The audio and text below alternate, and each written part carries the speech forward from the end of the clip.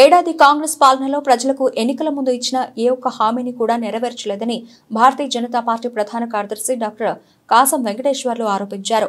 ప్రజాపాలన విజయోత్సవాల పేరుతో ప్రజాధనాన్ని వృధా చేసిందని ఆయన తీవ్రస్థాయిలో మండిపడ్డారు. ప్రజాపాలనలో ప్రజలకు చేసిందేమీ లేదని, ఎన్నికల ముందు ప్రజలకు పచ్చి అబద్దాలు చెప్పారని, 6 గ్యారంటీలతో గారడీ చేశారని ఎద్దేవా చేశారు. ప్రజలకు ఇచ్చిన హామీలు నెరవేర్చాలని నిలదీస్తే మూసీ ప్రక్షాళన అంటూ ప్రజల దృష్టిని మరల్చేందుకు ప్రభుత్వం కుట్ర చేస్తోందంటున్న బీజేపీ జిల్లా ప్రధాన కార్యదర్శితో మా ప్రతినిధి రాజబాబు ఫేస్ టు ఫేస్. ప్రజలకిచ్చిన హామీలను ఏడాది ప్రజాపాలనలో కాంగ్రెస్ ప్రభుత్వం ప్రజలకిచ్చిన ప్రతి ఒక్క హామీని నెరవేరుస్తూ జనరంజక పాలన కొనసాగిస్తున్నామని చెప్పి కాంగ్రెస్ ప్రభుత్వం పెద్దలు చెప్తున్నారు. మరోవైపు ముఖ్యమంత్రి కూడా రైతు రుణమాఫీ కావచ్చు, మహిళలకు ఉచిత బస్సు ప్రయాణం కావచ్చు, ఇట్లా ఇచ్చిన 6 గ్యారెంటీలు ఏవైతే ఉన్నాయో వాటిని పక్కాగా అమలు చేస్తున్నాం. రాబోయే రోజుల్లో కూడా కాంగ్రెస్ ప్రభుత్వం ప్రజలకు ఏదైతే హామీలు ఇచ్చిందో వాటిని తూచా తప్పకుండా అమలు చేసే బాధ్యత మాది అని చెప్పి కాంగ్రెస్ ప్రభుత్వం ఒక పక్క చెప్తుంటే, ప్రతిపక్షాలు మాత్రం అటు బీఆర్ఎస్ కావచ్చు, ఇటు బీజేపీ కావచ్చు, ఇచ్చిన ఈ ప్రజాపాలన ఏడాది పాలన ముగించుకున్న కాంగ్రెస్ ప్రభుత్వం ఇచ్చిన ఏ ఒక్క హామీని కూడా వాళ్ళు ఇచ్చిన 6 గ్యారంటీలు ఏ ఒక్కటి కూడా సరిగా అమలు కాలేదు. అందులో భాగంగానే మనతో పాటు ఏడాది పాలన కాంగ్రెస్ ప్రభుత్వ పాలన ఎలా ఉంది దానిపైన బీజేపీ రాష్ట్ర ప్రధాన కార్యదర్శి డాక్టర్ కాసం వెంకటేశ్వర్లు మనతో ఉన్నారు. వాళ్ళని అడిగి తెలుసుకునే ప్రయత్నం చేద్దాం. సార్ చెప్పండి, ఏడాది పాలన ప్రజారంజక పాలన బ్రహ్మాండంగా సాగుతుంది. ప్రజలకు ఇచ్చిన హామీ ఏ ఒక్కటి కూడా మేము విస్మరిస్తలేము. ఖచ్చితంగా ప్రధానంగా రుణమాఫీ కావచ్చు, మహిళలకు బస్సు కావచ్చు, ఆరోగ్యశ్రీ 5 నుంచి 10కి పెంచడం కావచ్చు, ఇట్లా మేము ప్రతి ఒక్కటి చేసినాం. మాటల ప్రభుత్వం కాదు, చేతల ప్రభుత్వం అని చెప్పి వారు చెప్తున్నారు. మీరు ఎట్లా చూస్తారు ఈ ఏడాది పాలన? కాంగ్రెస్ పార్టీ ప్రజారంజక పాలన అంటుంది కదా, అది ప్రజారంజక పాలన కాదు, ప్రజా విధ్వంస పాలన. ప్రజలను ఎక్కడ కూడా కన్సిడరేషన్లకు తీసుకోలే. ఇష్టానుసారంగా ఏదో మాటలు చెప్పుకునేటువంటి ప్రభుత్వం, చేతల ప్రభుత్వం కాదు ఇది. రుణమాఫీ ఎక్కడ చేసిండ్రు? 64 లక్షల మంది రైతులు ఉన్నారు, 22 లక్షల మందికి రుణమాఫీ చేసిన అంటున్నారు వాళ్ళ లెక్కల ప్రకారమే. దాంట్లో ఇంకా 11 లక్షల మందికి ఇప్పటి వరకు బ్యాంకులో పైసలు డ్రా కాలే. అంటే ఇష్టానుసారంగా డబ్బులు లేవని చెప్పుకుంటూ వాళ్ళు ఇష్టానుసారంగా చెప్తున్నారు తప్ప రుణమాఫీ ఎక్కడ కూడా సరిగ్గా కాలేదు. అలా మంత్రివర్గంలో ఎవరైనా సరే ఎక్కడైనా సరే వేదికలు వదిలేసి పోలీసులను పక్కకు పెట్టేసి ప్రజలకు పోతే చెప్తారు ఏంది వాస్తవం ఏంది అబద్ధం ఏంది అనేటువంటిది. ఎక్కడ కూడా రైతు భరోసా ఇచ్చిండ్రా? రైతు భరోసా ఇచ్చినటువంటి చరిత్ర ఉందా? మేము వచ్చి అంత 1 ఇయర్ అవుతుంది. ఆ లోపు గతంలో ఉన్నటువంటి బీఆర్ఎస్ ప్రభుత్వం ఏదో చేసిపోతుంది అనుకుంటే అక్కడ చూసేసరికి ఏమీ లేదు, ఉల్టా అప్పుల పాలు చేసి పోయింది. మేము ఇప్పుడు అవన్నీ మెల్లమెల్ల ఒక్కొక్కటి కట్టుకొని మేము ఒక్కొక్కటి ప్రజలకు ఇచ్చిన హామీలు నెరవేరుస్తుంది అంటారు. ఇంకొక కొంచెం సమయం కావాలని అంటారు. దీన్ని ఎట్లా చూస్తారు? ఎడ కడుపు కట్టుకున్నాడు ఆయన. మన ప్రజాపాలన విజయోత్సవాలు ఇవన్ సొమ్ము అని చెప్పేసి 100 కోట్లు ఖర్చు పెట్టినావు. విజయోత్సవాలకు 100 కోట్లు ఖర్చు పెట్టినావు. ఎక్కడి నుంచి తీసుకొచ్చినావు? ఎవరి సొమ్ము? అది ప్రజల సొమ్ము. అవసరమా విజయోత్సవాలు? అప్పులు ఉన్న రాష్ట్రాన్ని ఎందుకు విజయోత్సవాలు చేసుకున్నావు? ఏం సాధించినవని విజయోత్సవాలు చేసుకున్నావు?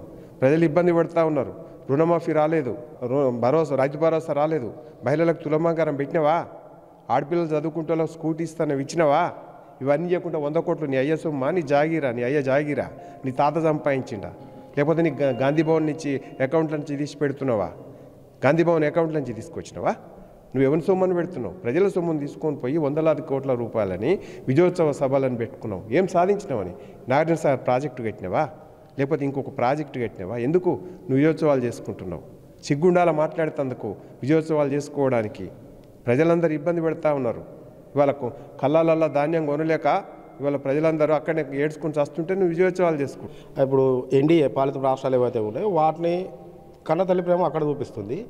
తెలంగాణకు వచ్చేసరికి సవితి తల్లి ప్రేమ వస్తుంది. పక్కన ఉన్నటువంటి ఏపీకి వాళ్ళు అడిగిందే తడుగా అనేక నిధులు మంజూరు చేసిండు. అదే ఈ మరి తెలంగాణ రాష్ట్రం పైన ఈ సవితి తల్లి ప్రేమ ఎందుకు అని చెప్పేసి మా కాంగ్రెస్ ప్రభుత్వ పెద్దలు మాట్లాడుతున్నారు. దీన్ని ఎట్లా చూస్తారు? నిన్ననే అసెంబ్లీలో ప్రకటించిండు, నిన్న పార్లమెంట్లో ప్రకటించారు కేంద్ర ప్రభుత్వం ఈ రాష్ట్రానికి ఏమి ఇచ్చింది అనేది లెక్కలతో సహా చెప్పిండ్రు.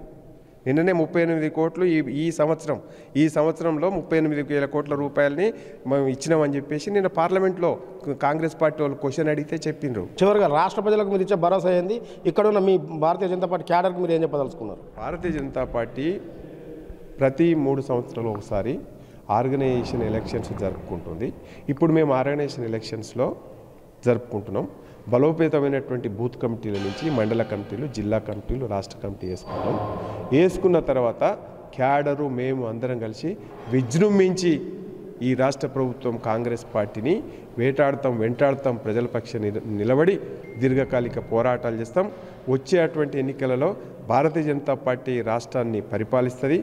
నరేంద్ర మోడీ గారికి ఈ రాష్ట్రము కూడా తెలంగాణను కూడా భారతదేశంలో అభివృద్ధిలో వేగంగా పోవడం కోసం ఏ రకమైనటువంటి చర్యలు తీసుకోవాలో అవి తీసుకుంటాం.